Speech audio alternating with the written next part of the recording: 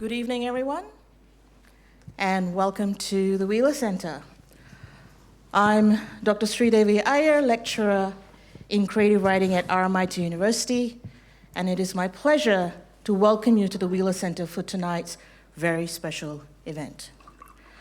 We'd like to acknowledge the traditional owners of the land on which this event takes place, the Wurundjeri Woi Wurrung people of the Kulin Nation. We pay our respect to their elders, past and present, and to all Aboriginal and Torres Strait Islander people. Kita ingin mengiktiraf pemilik tradisional tanah di mana acara ini berlangsung, orang Wurundjeri Woi Wurrung dari bangsa Kulin. Kami memberi penghormatan kepada orang tua mereka dahulu dan sekarang, dan kepada semua orang asli dan Pulau Selat Torres.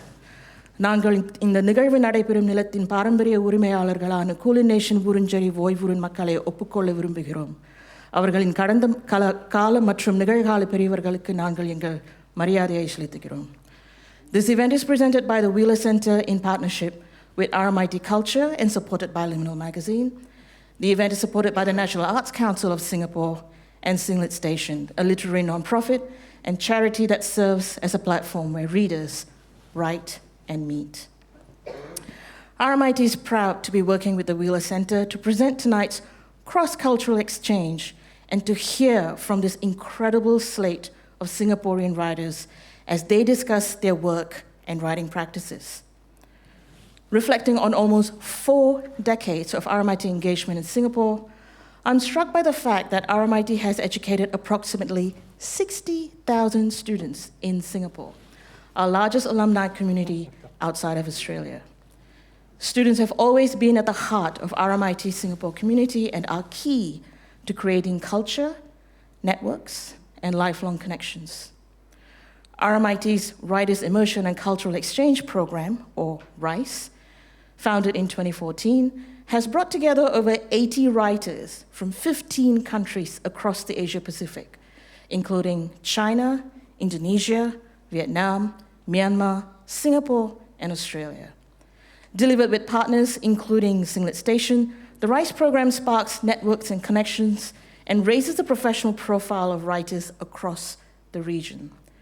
The program provides a framework for intercultural and intergenerational dialogue, exchanging and furthering of knowledge, creativity, skills, and cultural perspectives.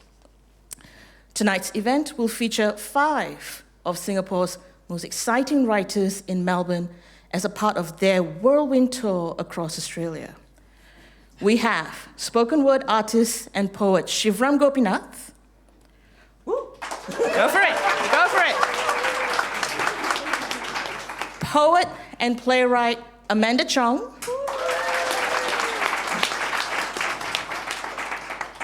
Poet, editor, and translator Daryl Lim Wei Jie. Novelist and arts organiser Daryl Qilin Yam. And poet and arts organiser and a very familiar face around RMIT, Joshua Ip. Before we start, a real quick housekeeping matter. We will have a quick Q&A session at the end of the readings and the interviews, when we will have one roving mic going around, so please do bear that in mind.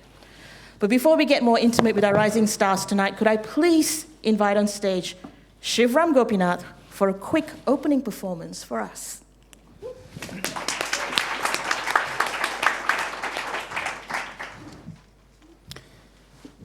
Hello.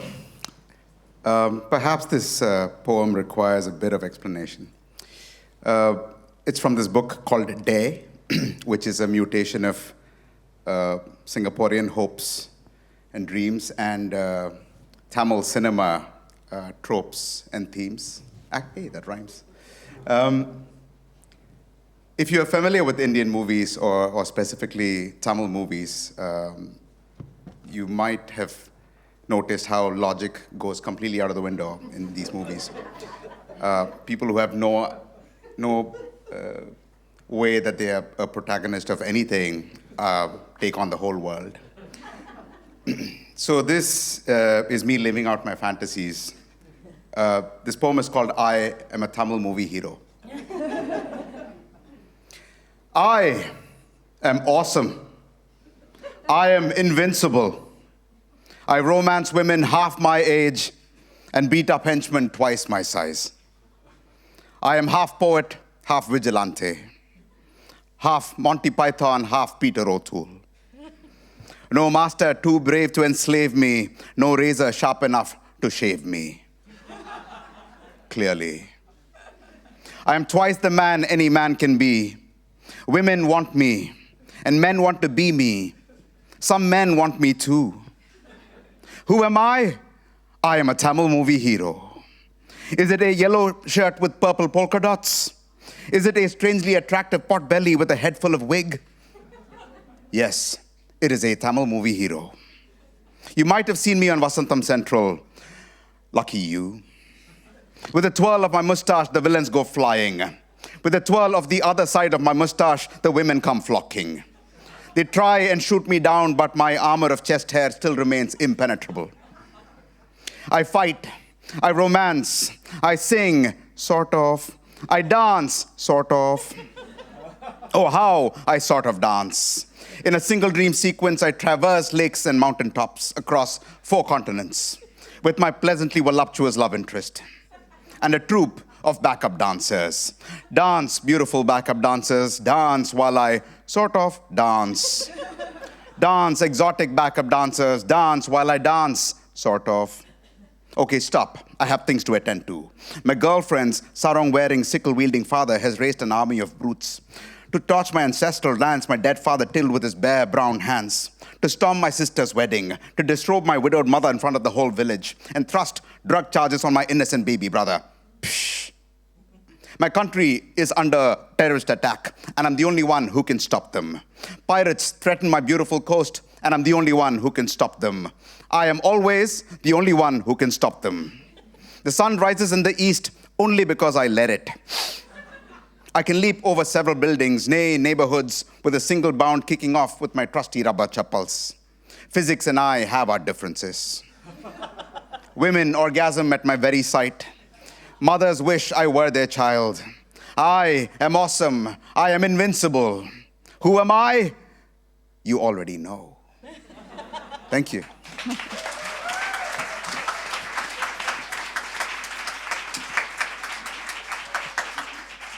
Oh, that was fantastic. What a way to open the show. Shivram, that was just phenomenal. Thank you so much for doing that. Thank you. I'm, kind of really taken by it. I want to be the heroine of that movie now. Are you sure? I was kind of curious where you're coming from in your poetry, especially with Day. I think the collection is called Day. Where you're coming from a concoction of, there's like languages and influences that goes into your work. And I wonder what your take is on the idea of language, of speaking and thinking in several languages. And also, really, how many movies do you watch? Okay, so the book is called Day, which in itself is a Tamil word. Yeah. The closest word that comes, the word that comes closest to it in English is hey, I guess, but I like to think of Day as hey with a mustache, Yeah. because it is usually addressed to men, Yeah. or Yeah. male, people. Yeah. And it's often, it's never addressed to someone older than you. Right. It is addressed to someone who is your peer or Yeah. or below. Yeah. So the reason the book has this title and has a lot of Tamil in it is, I suppose, reasons I can't help because of where I was born. Yep. And it actually there is a bit of very practical writer's block or practical way to overcome writer's block. Yep. Was to, when I couldn't write anymore in English, I could now fall back on the other language that I know, which is Tamil. And because Singapore itself has multiple languages mutating into, new languages, Yeah. it just felt natural. Yeah. And I could write a lot more once I got past that I suppose, mental barrier of poetry must look a certain way. That's right. Must have to be in English. Yeah. And thanks to my editor and whose name is Divya Victor, very encouraging in helping me expand forms of what poetry can look like. Yeah. And thanks to publishers who are happy to spend money and put these things onto a page. Yes. So poetry itself is writing poetry is a lonely exercise, which is why it needs as many friends as it can get. Oh, I'm so glad you've published that, and I think we'll get many friends of this poetry very soon. Thank you so much for that. Can we maybe hear now from Amanda Chong from her beautiful poem, Mornings After? Could you please join me in welcoming Amanda Chong? Mornings after. The loss of you shucked open the clockwork innards of my days. Buses, bells, birdsong, each morning trundling carelessly along. I held fast to faith in gears, how they jerk with such sureness of carrying on, claw onward, tooth by damn tooth. Nothing moves me but sheer mechanics. Grief wound this body into a coiled spring, thumbing the days forward like a Bacchus beads, still losing count. Sunrises unspool from reels, each the same. They tell me constant routine dulls the pain, as if absence was something to surmount, not weighed and borne while the world catches stride, discarding ghosts as cogs brittle inside. Wonderful. That's so gorgeous, Amanda. Thank you so much for doing that. I'm fascinated by this poem, especially that line that you just read out. I quote, "The loss of you shucked open the clockwork innards of my days." I mean, I read that and I was like, oh my God, that's just such a great line.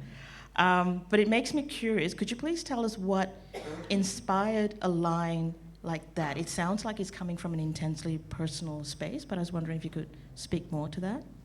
Yeah, well, I write primarily confessionally, and I think my book Professions begins with a quote from Zadie Smith, which I really like, and I think it really is an artistic statement of mine almost, that every moment happens twice, inside and outside, and there are two different histories. So for me as a confessional poet, I see my job as a cartographer of the inside of moments, that there is a communal history that we share in a single moment, and yet there's also an inside history to that moment, and I provide my perspective on that inside of the moment, and of course applying both memory as well as imagination, and sometimes a sense of revisionism, actually always a sense of revisionism.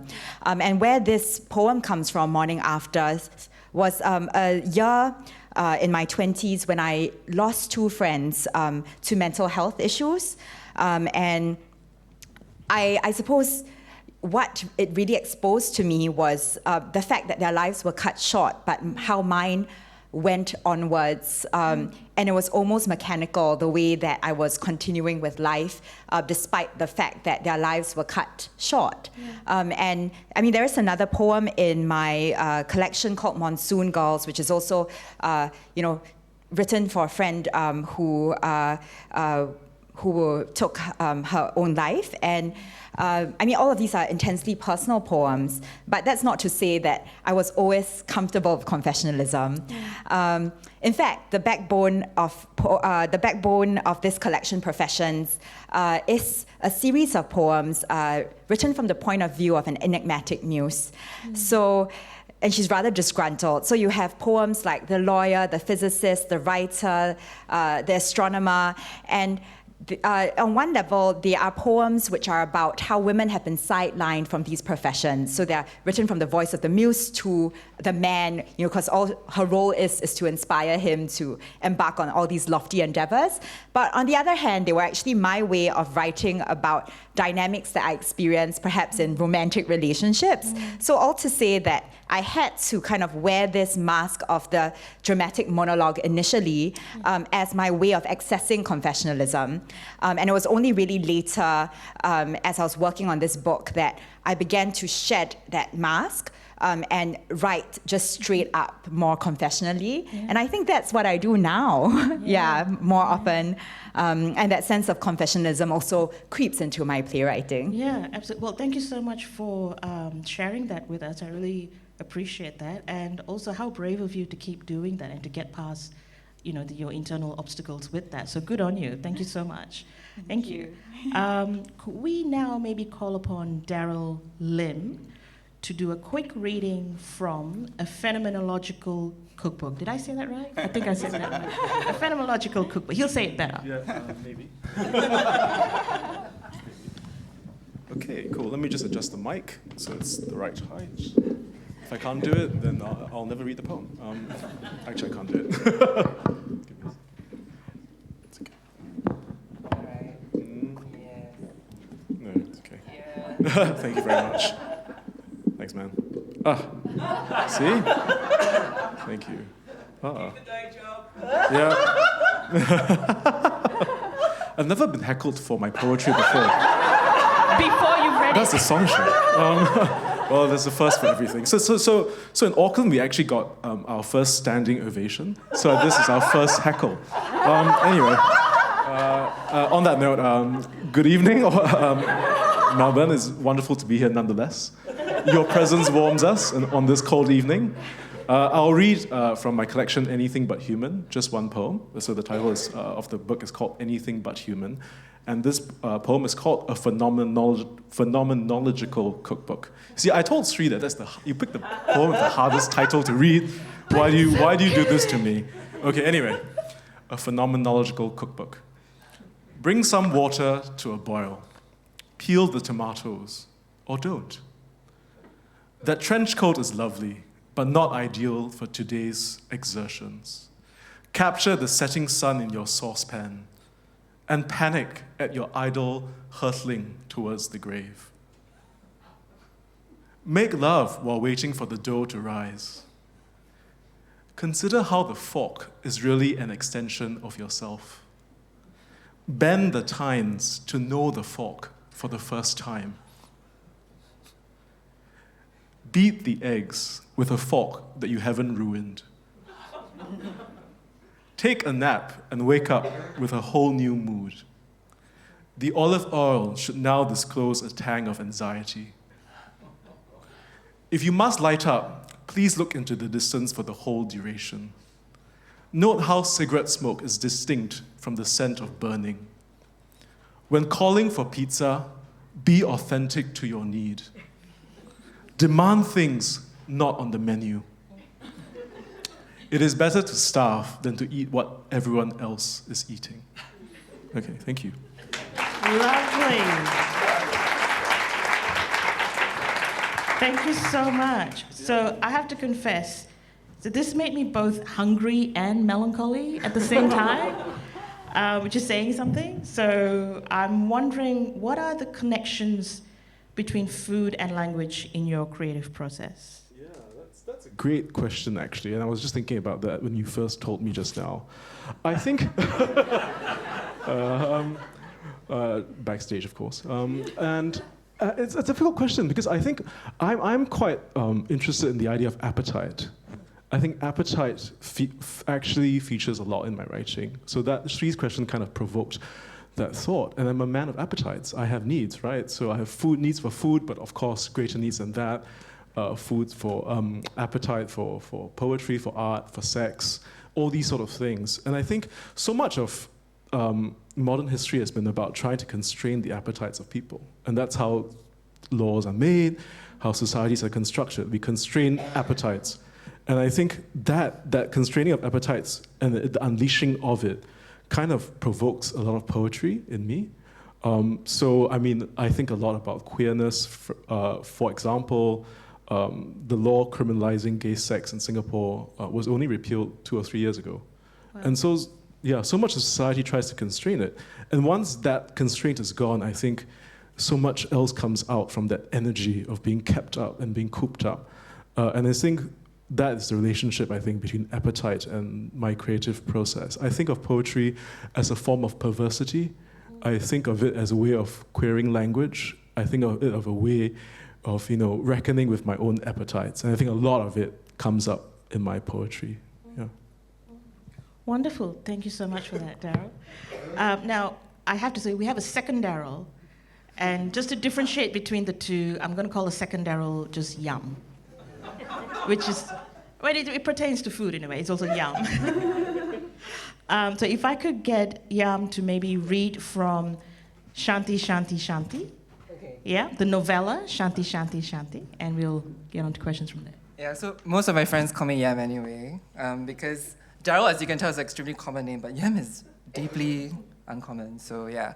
Anyway, so I'll be reading from this novella called Shanti, Shanti, Shanti, and it looks a bit strange because the first edition sold out, second edition's only coming out next year, and so for this tour, I've actually only made 44 numbered editions of this novella, and it's pretty nice. It's pretty it's like a stack of loosely held pages, and that's because, for context, this novella is about 12 people in Singapore who experience 4 minutes of snowfall at 4 in the morning, and you can technically rearrange the chapters in any order you want, and it still works. And so, what better way to experience this rearranging by literally rearranging the book? But anyway, I'll be reading from a chapter narrated by a domestic worker called Marilyn Mendoza, and I won't read the whole chapter. I'll just read a few parts just to set some context, because I'm a prose writer. You need context.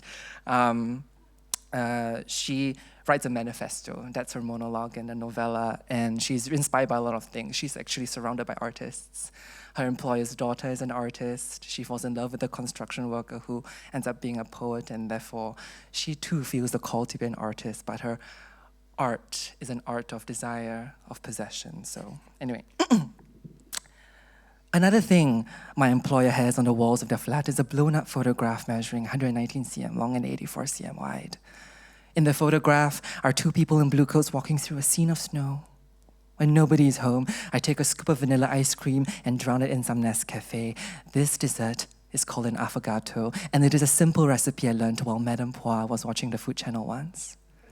After I pour the coffee, I take my bowl into the living room where this photograph is hanging, and I look at it patiently for as long as it takes me to finish my food. Every bite is both hot and cold, as is the way my heart feels when I gaze upon the photograph. But unlike the dessert I hold in my hands, the details of this photograph remain mysterious to me. I do not know its title, who took it, and where. All I know is this feeling of looking at something I know I'll never get to see or touch or smell or hear. The photograph is situated, in other words, within a realm of impossibility. And so for my sake, let us title the photograph, Surely We Shall Leave This Place, or perhaps the instance of departure is also an instance of arrival, and its photographer, for now, is me. If I'm going to be an artist like my lover Arman, then there are some things I must do. When I see him again tonight, I will tell him that I too shall portray the world in its beauty and its ugliness. I will tell him that, for reasons unknown to me, I have declared myself the maker of the photograph that hangs in the living room of my employer's flat. That he will find this claim of mine to be impossible and even delusional, but I will not. That I will, in fact, do my best to persuade him otherwise, that I am indeed a taker of that photograph, and that as I take my time to describe to Arman the elements of this photograph, the exact composition of that image, I will also inform him about my process, of how I stood down that mysterious path. I will tell him that when I took the photograph of these two figures dressed in those same blue coats, I too was dressed in a blue coat of my own. And I will tell him that it was freezing when it started to snow, that it was colder than anything I had ever felt. Can anybody even imagine the amount of strength it takes to suffer for your own art? But did you know, Arman, that I would have remained standing down that path, taking photographs of people on that path, no matter how much it might have snowed on that day? That on that day, in fact, there was never enough snow lying about in piles? That snow will never be enough until it is more than enough? That love will also never be enough until it is more than enough? And that love, this love I claim to know, will never last the way snow or I will ever last? That this is the very thing all of us have never learned to live with? Thanks.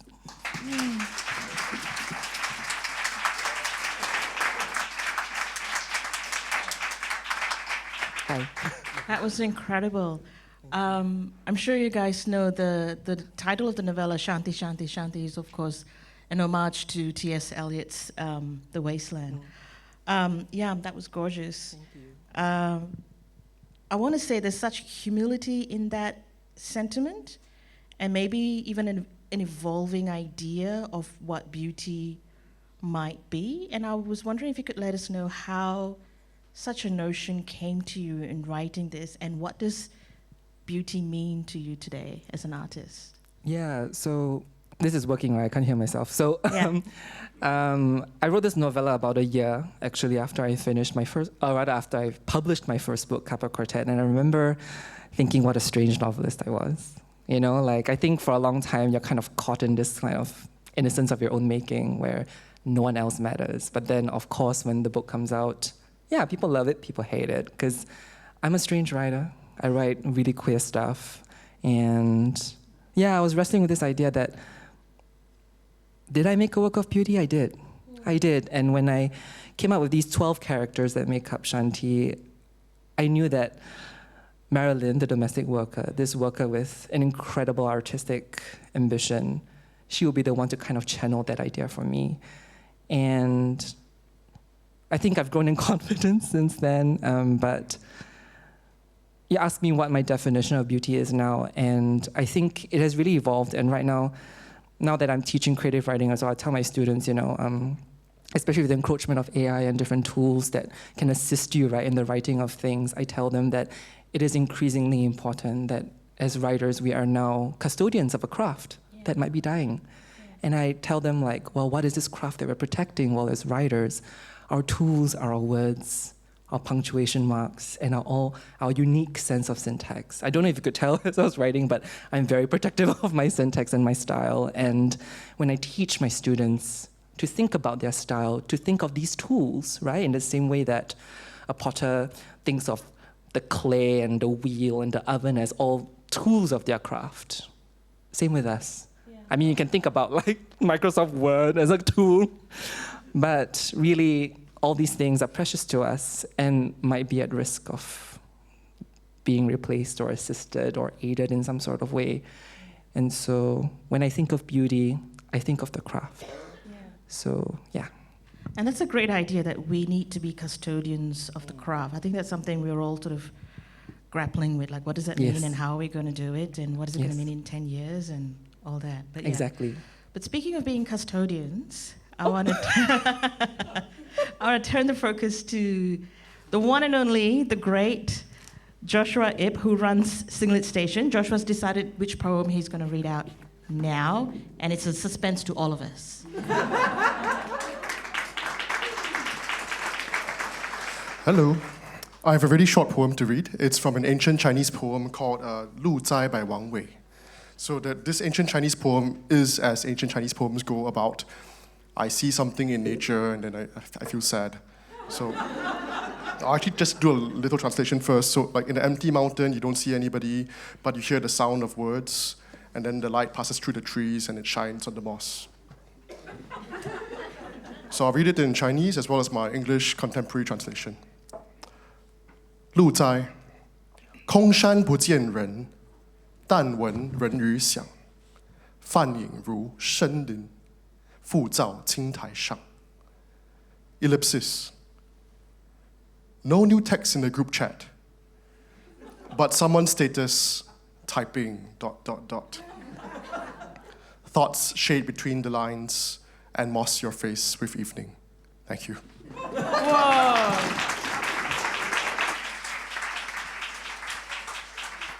Short and sweet and in 2 languages. There you go.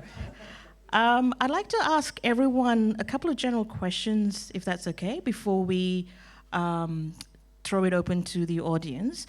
One of the things I would like to hear from you about is the realities of being a Southeast Asian writer, being published in the English language, which is also sort of its own thing.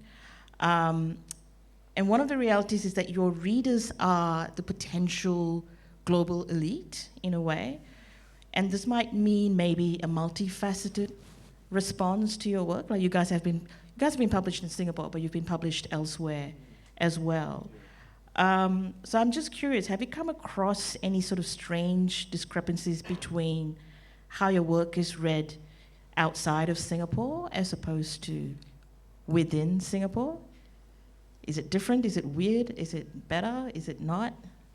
Who wants to go first? I don't want to say that Singaporeans have no sense of humor. I'm not saying that. But I just this tour, in Auckland and now in Melbourne, I think you guys react to the humor of my lines a bit more. Yeah. Right? Do you find that? Yeah. So I think the sense of maybe I have my sense of humor is more on par with the Kiwis and the Aussies. So that's one. Sorry, that's the first thing that came to mind. But maybe just to also address the earlier part of your question, I think there is a bit of struggle writing in English in Singapore. I mean, you wouldn't feel it if you're in Singapore, but I think because lots of people think about literature from Asia as translated.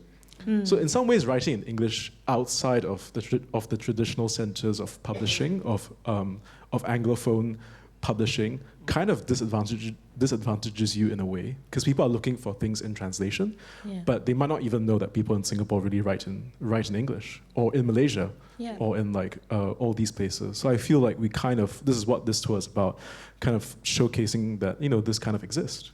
But it's not like the English that maybe that you read back home. It's English that is mixed with Tamil. It's English that has its own little slang or its own color.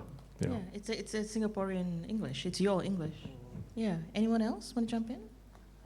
Well, so aside from Shanti, I also brought copies of this other novel that I have called Lovely Lonelier, and the North American edition actually just got released in February, and I was often told by a publisher, like, I feel like, as India as you are, America as a whole has a greater appetite for weird fiction like yours. And I don't know if that's so much a comment on America, but more of a comment on Singapore, actually. Right. Yeah, so even though we are Singaporean writers writing in the common language, in terms of tastes, it takes time, I guess.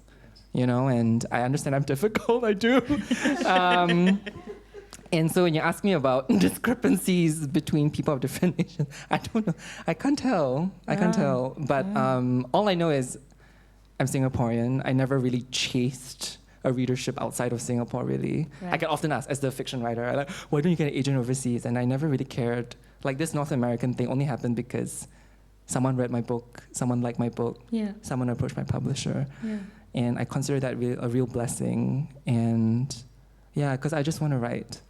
And I know that my home is Singapore, and I have to just live with the fact. And that's just how I've done it.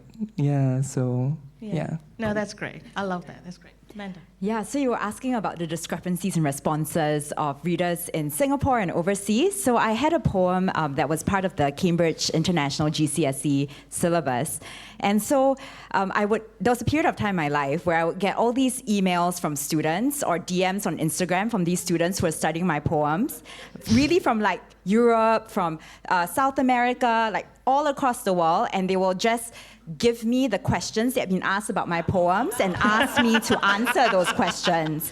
But you're expected to answer them. But the difference is that the Singaporean students, they would do their homework and then send it to me and ask me, is this correct? And I think that sums up, right, like the good student Singaporeans, where we will do the homework and check with the writer as opposed to ask the writer to serve up the answer for them. But on another note, one of my plays was staged in Cambridge, UK, and in that case, the specific racial context of the play was then translated into a UK context. So this play was #Women Supporting Women, and there were two characters, one who was a Chinese millennial partner of a law firm, and another who was a Gen Z Malay former intern. And there was a certain dynamic, because Chinese is the majority in Singapore, Malays are the minority, and they couldn't find the actors for those specific ethnic groups in Cambridge, UK. So they ended up casting a white actor and a black actor. But I have another play, which is called Psycho Bitch, which... Great title. Yeah, as I said, confessionalism comes into my playwriting. Yeah, so... but that's going to... But that's going to Edinburgh this year. And I wrote that play for one of my best friends to act in. And the main character is a Tamil Christian woman. And it's set in Singapore. It's about and again, there's gender discourse, there's racial discourse in it. But this time, because we have control over what we're presenting, we do not intend to depart from the Singapore context of the play. And so I think this would be the litmus test for me, because like Daryl, my instinct is to write Singapore stories, because I don't think we have enough of that, right? Like, it's fairly recent that in terms of the short history of our nation, it's really a short history of writing as a Singaporean. And I think it's very important for me to contribute to that. And if there is a universalism to it, then that's great, right? But I'm not taking for granted the fact that it would necessarily have the same response that it did. Because there's a great response to it in Singapore. But I'm not taking for granted that that will be what we get in Edinburgh. Yeah. But what I'm just very aware of is that, in terms of the fact that we're all English speaking primarily, we've been consuming a lot of pop culture from the US and UK and consuming that as a universal standard, even though the context departs so differently from our own context. And maybe it is time for, what our stories to be recognized as universal. Yeah, absolutely. Shivram, have you got anything to say? It's my first book, so yeah. I don't know. I'm gonna fuck around and find out, I guess. But that's what we are all doing in some level. Yes. You might get a Bollywood offer. Yeah. Sorry, Tamil movie offer. It's different. Yeah. I suppose. I was half joking, but it literally, I can't shake off my Tamilness. It's the lottery of my birth. Singapore has also seen more of my adult years in it than my country of birth. So I can't shake my Singaporeanness either. And honestly, this book is an experiment in seeing whether I'm able to sit down and write a book. Yeah. Which I have, so yay. Yay. It's already a success. Yeah. You can argue it's a deeply Singaporean book because there's so many of these poems are specific to Singapore. It is also very Tamil in its nature, and Tamil diaspora is we are everywhere. Everywhere. So you can argue it's a very international book. It doesn't have to be English to be international. Nope. Absolutely not. Yeah, awesome. Thank you. And I just want to say, speaking of, having over-prepared students, I have students in the audience tonight, and they have come here with homework to do. Wow. Just say. I have one more question. It's the last question. I'm just wondering, there are many in our audience here who would probably not be aware of just how hard it is to be a writer in Singapore in terms of the practicalities of it. So if I'm not mistaken, all of you are working professionals who are committed to writing and literature as a way of being. I wonder if you could speak briefly to that. So what is your day job and how does it help or hinder your writing life? How do you strike Singles the Inferno. balance? Okay, I'll go first. So yeah, Josh and I, we co-founded Singlet Station. He doesn't work there. I do. Oh, really? He's a chairman, but he's on the board of directors. He's the custodian. He will, maybe, if he wants to, he'll talk about his day job later. But I work there as an arts manager, and we're very lucky because, art spaces tend to have very flexible policies, including a 4-day work week, and also this really incredible perk, which is that, if you do anything literary, it doesn't count against your days of leave. So technically, I'm working. So that's really great. I'm very, very lucky. But it also means that, my wage it never hits the median, which is, by the way, crazy in Singapore. So that's just the reality. And thankfully, my side job as a novelist has also brought in additional income for me, which I need to survive and have a certain kind of lifestyle. But it's a never-ending hustle. I still remember when I told my parents I broke up with my second boyfriend, shortly after they learned about how it went down, they immediately asked, how are you going to support yourself? And I was like, what? Wow. I'm okay. I'm fine because I've made this commitment, like I want to write, but I don't want to starve doing it. And so what to do? Yeah. Anyway. That's life. Anyone else? This will sound random, but if you're fans of Paul Lynch, I'm sorry, I'm just going to say something. He was at the Auckland Writers Festival, and he was doing a bit, and he was saying that how he became a writer was basically to give up his day job and to meditate. And after meditation, he calmed himself down and he managed to write his novels and therefore become successful, which I felt a bit annoyed at. Like, not everyone has the luxury to just do that and to give up your day job and then become a successful novelist. And try being an academic. Yeah, exactly. So I think for poetry doesn't quite pay. And so I've had a day job. I don't view that as something of an encumbrance. I think a lot of my day job, I work in the civil service. A lot of the absurdities, the bureaucracy, the strange way language is often used in the civil service and in bureaucracies. I'm sure you are familiar. Even applying for a visa here was very interesting and involved all sorts of things. So I find that feeds my poetry actually. And you read my poetry, there is that absurd humor of forms and having to apply for things and bureaucracy. So I think the two go hand in hand.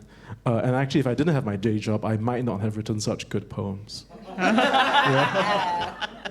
So bureaucracy to thank for this. I feel like this is a group therapy session because you're all like saying, my day job is this, right? So my day job is a lawyer. And for the first half of my legal career, I was a sex crimes prosecutor. And then for the second half, I've been a public international lawyer. Well, on one level, the themes that I encountered, as a sex crimes prosecutor really inform my dissection and exploration of gender power dynamics in both my poetry and playwriting. But the truth is that there is a very, very different way that I think as a lawyer versus thinking as a poet or a playwright. As a lawyer, I am like mercilessly linear and logical. And, you always know where you're getting at, right? There's like an argument you're trying to construct. Whereas for poetry, I feel that I'm led by language to get to a certain point, and I don't necessarily know where I'm going. And with playwriting, I feel I'm led by characters.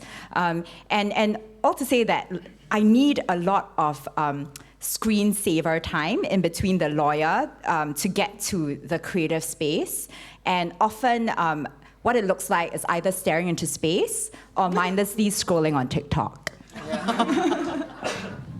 Awesome. Thanks for that, Shivram. I work to connect artists to usually multimedia art experiences, connect them to cultural and creative organizations. I'm also happy I have a day job. I'm too lazy to make my living as a writer. Really, I work with the force of nature of deadlines. Yeah. And there has to be deadlines given to me, or I have to make them up in order to do it. Also what a luxury to be able to have that.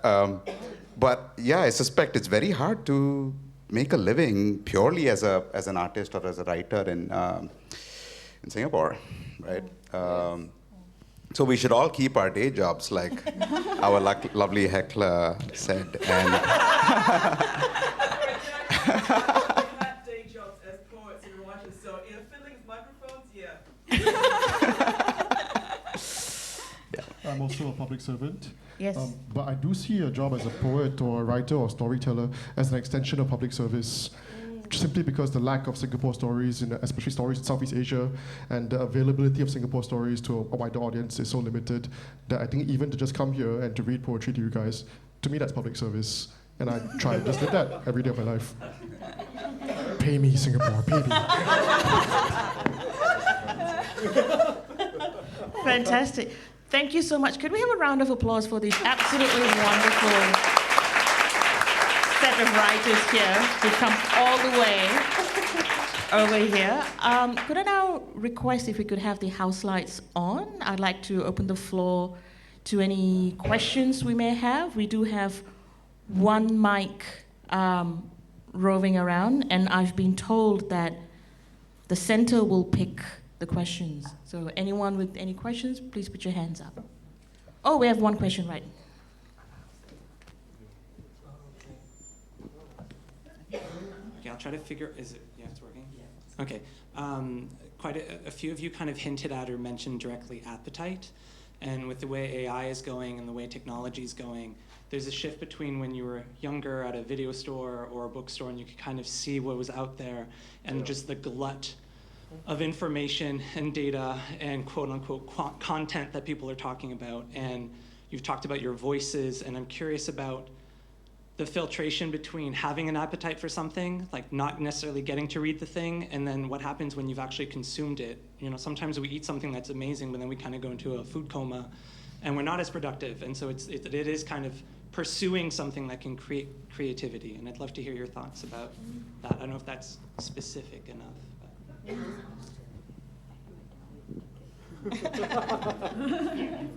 Yeah, sure. Let me try and get at the question. I think what you're sort of saying also is that in many ways, nowadays, algorithms choose what we see. So in many ways, if you, and sometimes you don't have a choice.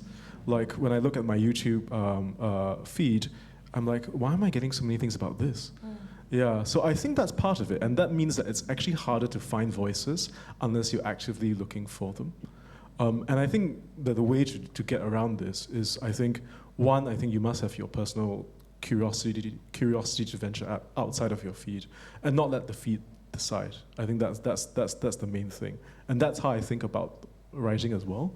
Like I think about my own reading, I actively search out things that are not in the mainstream Anglophone discourse. So I read translated poetry from Chinese, I read lots of things in translation.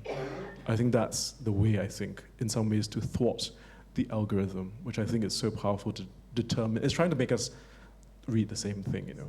Yeah. I think that's the way I do it. So I don't know if that quite answered your question, but I thought that sort of bounced off it. Yeah.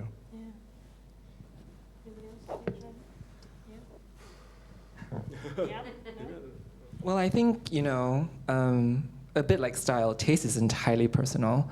And I do think, people often ask me, for instance, like, how do you become a better writer? We all often say, be a better reader. And by that, I do mean read as widely, read as voraciously as you can. And in that way, that is also thwarting the algorithm, right? Because sometimes you also fall into your own preferences without even knowing it. And so sometimes I find it, again, important to challenge yourself all the time. Like, if you don't like something, why? Yeah. Can you actually say why? Because some people just don't like things and then just accept that they don't like things, or even testing themselves. So yeah, maybe that's just another way at responding to your question too. Yeah.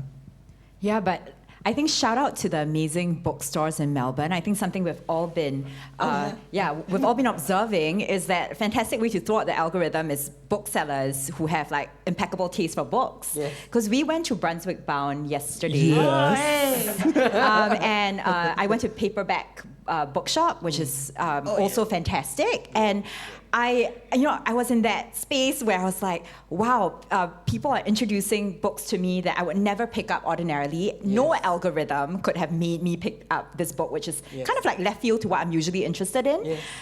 But because it's there, it's displayed, sometimes it's a little blurb from the bookseller. I've never been compelled to buy so many books as in Melbourne. Yeah. So, yeah, fantastic work that your booksellers are doing in the city. Yes. That's awesome. I love that. Do we have another question? Oh, we have a question at the back.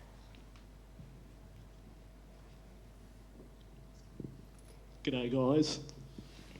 This is a more methodics-based question.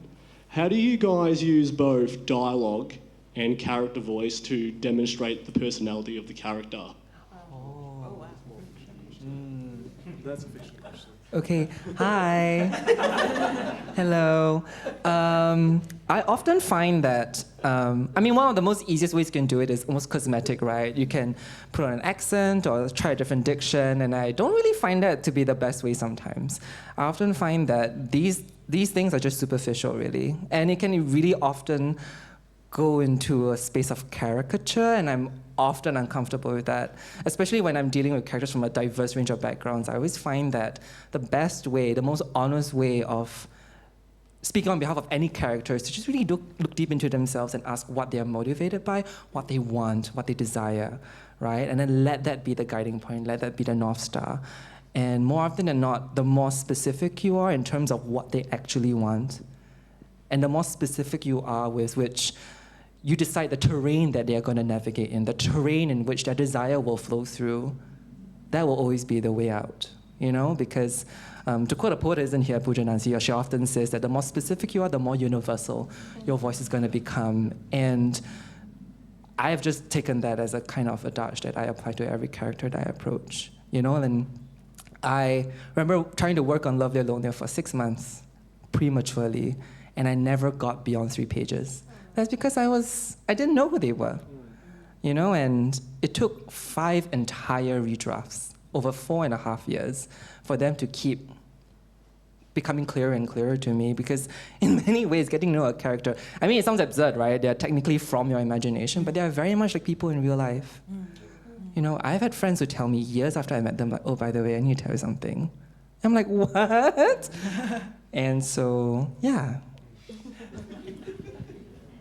Yeah, well, I guess I can answer it from a playwright's perspective, but my answer is actually so similar to Daryl's that ultimately it's really the motive of the character and what the desires that they are guided by that shape the character's voice. I think another way to think about it is also what are they trying to conceal about themselves, right? Because I think that sometimes there are narratives, all the time, there are narratives that we construct for ourselves, because this is what we need to believe in to be able to live in this world, right? And so it's getting into the mind of the character. So very much like Daryl, I don't know a play by its plot. I only know what's happening in a play when I understand the mind of a character.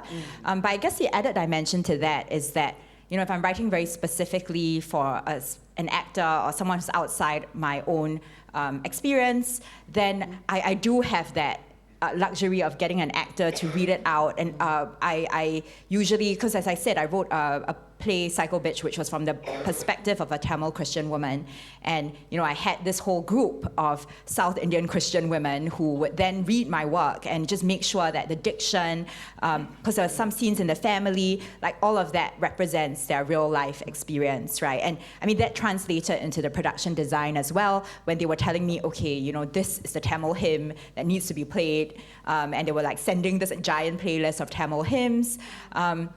And I think it's really, and a lot of the work that I create for the stage does involve that kind of like workshopping or crowdsourcing of ideas, because I want my work to reflect the experiences of Singaporean women, and I'm just one Singapore woman, and I do have to get a sense and hear lots of different stories to then kind of coalesce into the form of one character. Yeah, absolutely. Anyone else? No? Do we have... Oh, we have one more. Oh, we have 2 questions. So the one in... Given the multiculturalism of Singapore as a country, can you speak on the different layers of culture between writing as a Singaporean and writing with your own individual backgrounds, and where do you think these cultures sort of clash versus intersect between one another? Cool. Great question.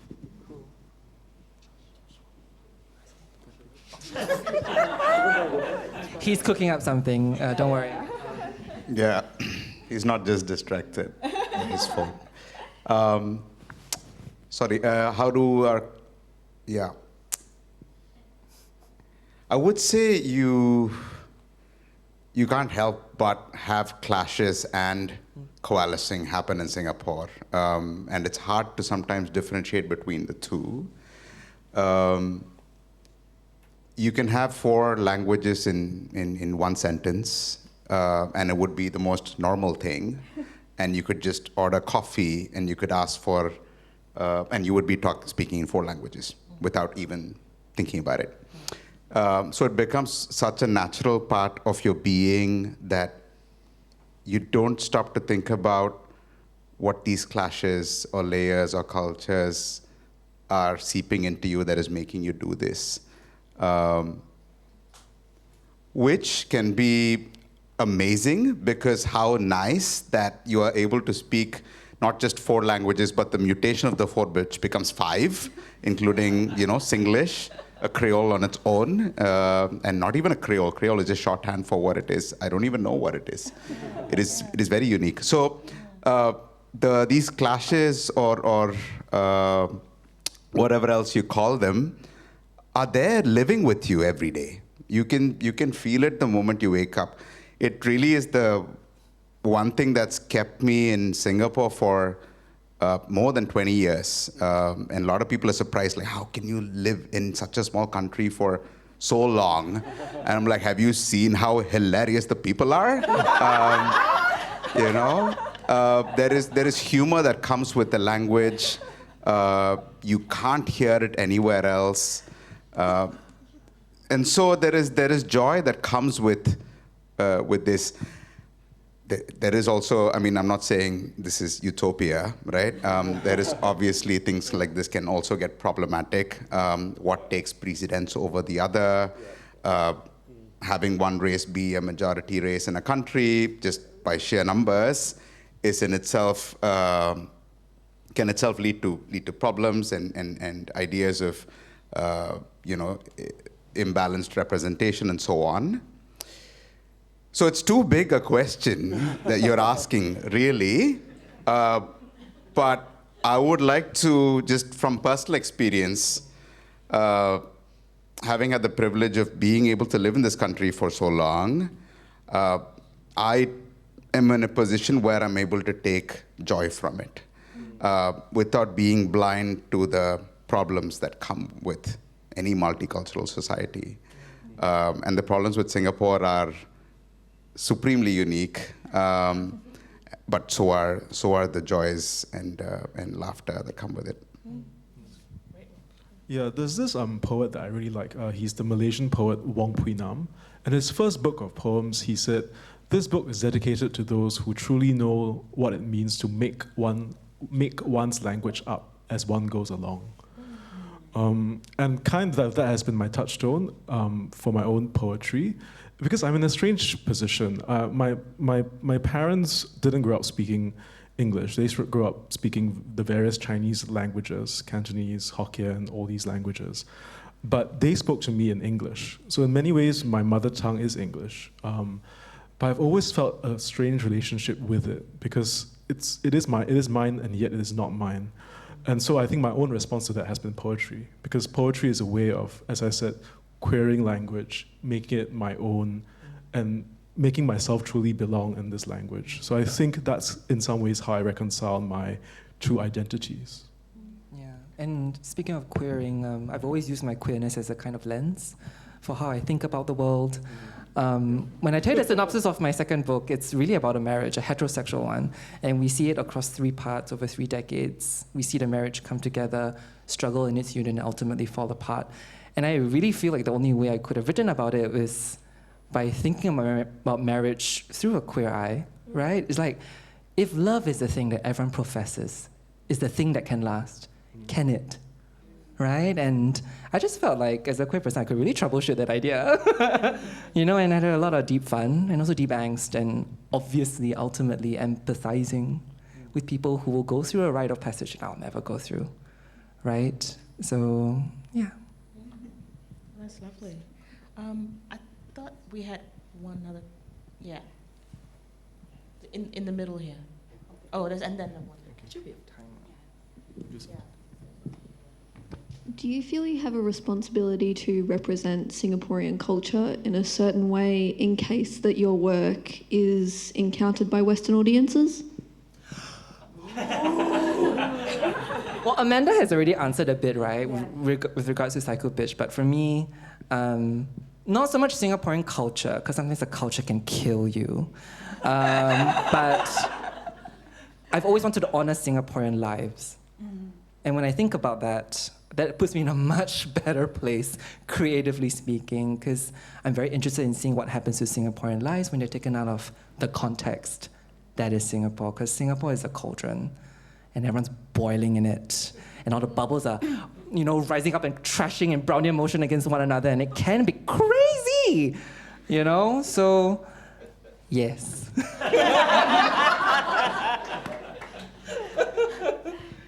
I think that actually what we are doing as Singapore writers is also to kind of resist or reshape the predominant narrative that people have about Singapore.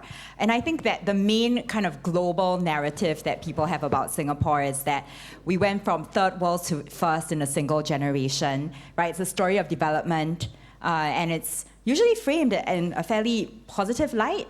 But I think that is just one story, right? And what makes a nation, what makes culture, is a plurality of voices and of diversity. And I think Singlit, Singapore literature, is all about there's so much like melding in the language that we use, even in Singlish, and it's like foregrounding all these different strands of what it means to be Singaporean that isn't just under this arc of like a development narrative. And in fact, it uncovers the costs of that development, the tensions about that development, what is lost in that. And I think that's what we all try to do in different ways and through different lenses. So yeah, in a sense there is a responsibility, but I think for me it's just a responsibility to be truthful to my experience, to the experiences of other people that I know, and really not to necessarily echo this common idea, right? I mean, even when Crazy Rich Asians came out, that added another giant narrative to what Singapore is. And the fact is that there is income inequality in Singapore, right? We're not all crazy rich Asians, right?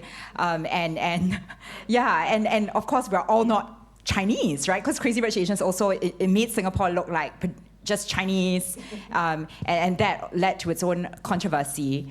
So I think it's about resisting and reshaping the narrative. I think something about its smallness has always both fascinated me but also terrified me. In a sense, like, okay, we're very small, and it can lead to small-mindedness, which is frustrating. But also, when I think about its smallness, I gain a kind of pleasure for it, in a sense, like, there's something sublime about it, right? Or being this little tiny speck in a big, big world, in an even larger universe. So I often find that contradiction quite pleasing, and again, creative. So yeah. And having to survive that all the time. Maybe one last question.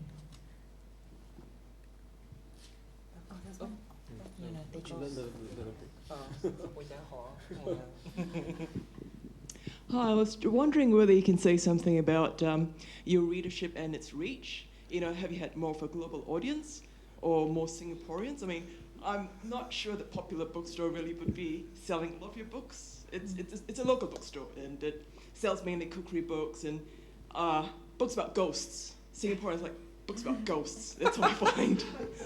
Thank you. I'll just repeat the question so everyone can hear. I think the question was around your readership and the reach of your writing, as to how far it can reach, I think. Well, global versus local. Global versus local. Amanda's show sold out, and then it was an extended run. There was standing room only. People queued up for that. So that's incredible, right? Props to that, Yeah, I think maybe I'll answer like the local perspective first, right? Which is that I think a very surprising thing about Singapore is that, as you can tell, a lot of us are poets. And maybe that's, and poetry actually sells quite well in Singapore. The first print run would be 1,000, and some of our books have gone into second or third print runs, and that's bigger, so it's like 2,000, 3,000. That's bigger than what a small press would produce in the US, right? And people are buying those books. And I think maybe there is some connection to what Shivram said about language, right? And how Singlish is so figurative, how there are certain constraints of expression in society that poetry really lends itself to. And also the fact that we all have day jobs, right? And maybe poetry is what we can write, But I think that as from my experience in theatre and with Psycho Bitch, which was what Daryl was referring to, there is an appetite for Singapore stories, and Singapore stories that speak to like wider pop culture, moments in pop culture, right? Like there was a period in pop culture last year where there were a lot of feminist narratives, right? Like with the Barbie movie, with Taylor Swift's Eras Tour. And I feel Psycho Bitch tapped into that vein, but from a Singapore perspective. And there was that hunger for a story told from a Singaporean woman's point of view that touch on these themes that the world is currently focusing on. And I think that's just true. And I think this is what keeps us writing, right? That we want to have a Singaporean voice for this moment in time. And we want to speak to our people, right? And if, at least for me, like I don't have aspirations to court a global audience necessarily, but I would love to see the work that I've already created for a Singapore audience, how far that can go. Just add to that. I think in some ways, I think we still have to recognize that the boundaries of the nation state are artificial and increasingly so, right? So kind of, and I think what Yam said about Singapore being small, we've always had to look out. So I've always found communities outside, and I really tell people all the time that maybe for a lot of younger Singaporeans, their people, their community of practice, the folks that they really look up to are not in Singapore. They have formed communities of queerness, of trans, or all sorts of folks outside of Singapore, and we kind of have to acknowledge and accept that. So I mean, this is a panel about Singaporean writers, but I think we can also deconstruct the idea of the nation and those very rigid boundaries that we keep talking about. So I think that's how I think about, in a way, the world lets us be who we are if we are allowed to. Yeah. But I mean, there's also the harsh reality, which is like my dad, like I'm the only writer he knows, and that's sad. But that's also extremely common. Very common. I once worked at the National Gallery Singapore, and at one point, people would just walk around with surveys, and one of the questions was, name one Singapore artist. One. And if you could, tick. Everyone's happy, right? So that is quite dire. And so, I don't know, but that is also why Singlet Station exists. We do a lot of programs. Literally, we do a lot of programs to either promote Singapore literature or give Singapore writers economic opportunities, promotional opportunities, developmental opportunities, because no one's going to help them. So we have to help them. Yeah. Awesome. Thank you for that. We might finish up with the questions for now, but before we actually conclude, we have a very, very, very special closing performance from our one and only Singlet Station manager, Joshua Ip. Oh my God. I've been very rude, I'm sorry. I am normally very rude, but in this case, it's because I was trying to write a poem to summarize what was going on. So just a brief recap of the past hour or so. We are the traveling bards of Singapore. Please buy our humble offerings in the store. We writers of a dozen strange persuasions. We crazy few, we are crazy poor Asians. Shivram will never be a slave, a hero that cannot be shaved. He has his differences with physics. His body hair count is 10 digits. Where does it come from? Sreedhevi say. Hey, with a mustache, call him Day. If writer's block humps you like camel, abandon English, write in Tamil. Amanda shares about her mornings after. Buses bustle, birds make laughter. Grief winds the body to a spring, the clockwork innards of a thing. Sunrises unspool from reels, constant routine dulls the fields. Professions is confession's solvent, cartographer of insight moments, dramatic monologues of dudes, invert chauvinist attitudes. Daryl Lim skims a phenomenological cookbook so-and-so. Anything but humanity, loses his heckle virginity. Food and language are the plan, capture sun in frying pan. Olive oil is very anxious, pizza order quite contentious. Beat the eggs, the fork surprises, fork yourself while your dough rises. The appetites, how laws are wrought, constraining hunger, food for thought. In this unsated universe, good poetry is paper-verse. Daryl Yam, shanty, shanty, shanty, but read the truth slantly. 12 people see tropical snow, arrange it any way you know. Domestic worker, artistry, an affogato recipe, the feeling of untouchable, a photo that's too muchable. The frame is where employment ends. I put myself behind the lens. What is this art I claim to know? In Singapore, it starts to snow. Sri sees gorgeous humility and asks how this beauty might be. Yam says he's queer and his duty, a work of terrible queer beauty. The novelist is meta lurker. He saw the artist in the worker. As writers, we are doomed custodians of syntax, style, and word formation. Sri asks what's real about being Southeast Asian, with global readers of an elite persuasion. What discrepancies appear for these consumers? Daryl didn't say Singaporeans have no humor, but says the funny bones that he attacks are tickled well in Aussie and Anzac. But those who don't know Singapore the nation assume that all the work is in translation. Yam replies, and he has often heard, America thinks that Singapore is weird. An agent is not something on the mind who calls you home and then who finds you fine. Amanda was on the Cambridge exam. The Commonwealth slid into her DMs. Her play was staged in Cambridge, relocated. Women supporting women, #translated. But if Psycho Bitch the rules can be relaxed, can the writer then control the play's context? Shivram can't shake his brownness, it's profound. So Shivram is just gonna fuck around. The challenge of writing while professional, or the work in arts, the pay is objectionable, and part-time is a hard time at a pinch, unless you have the privilege of Paul Lynch. So to be fed by the encumbrance of day job, and repressed by the need to have a pay job, to spend the hours stuck at a computer, the brain maze of a poet, prosecutor, and even though the days we have aren't longer, we must be writer, worker, right the wronger. The flaw is questions, the algorithm prompts them, consumed with coma, discontent with the content. Daryl says, in your next meal, take pride. Choose your own shit, don't let the feed decide. So eat and eat and eat and eat voraciously and eat some more to train your taste. Shout out to bookstores, which if you've heard, are the unacknowledged tastemakers of the word. How to use dialogue and character voice. The honest way is to re-examine choice and rationale, the terrain of their city, the map they traverse, their specificity. What are their public and their private ways? Amanda says it is the same for plays. Joshua ducked the tricky question, multicultural intersections, all the clashes, layers, mingled, order, coffee, quadrilingual, always flipping between stations, always already in translation, majority, minor, dynamic, too big a question, problematic.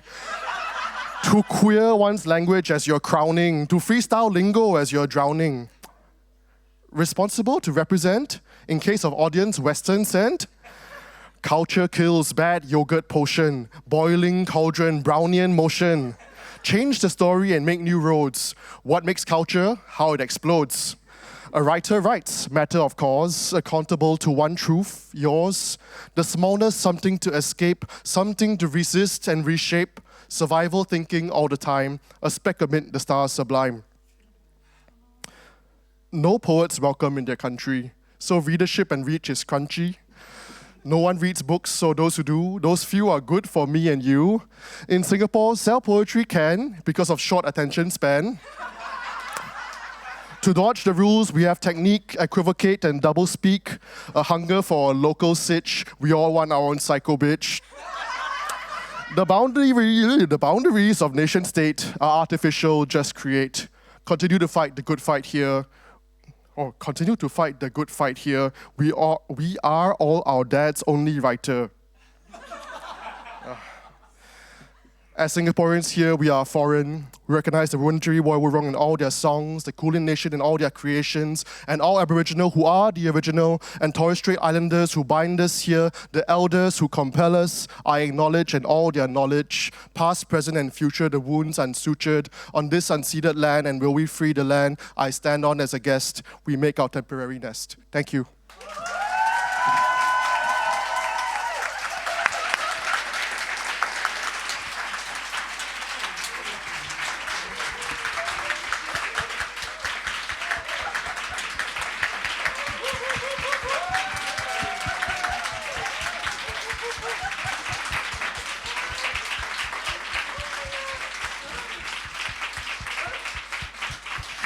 and nothing else needs to be said, please thank them once more, and their books are over there for you to have a look at and buy, and they will sign them at the back. But give another hand to all the Singaporean writers.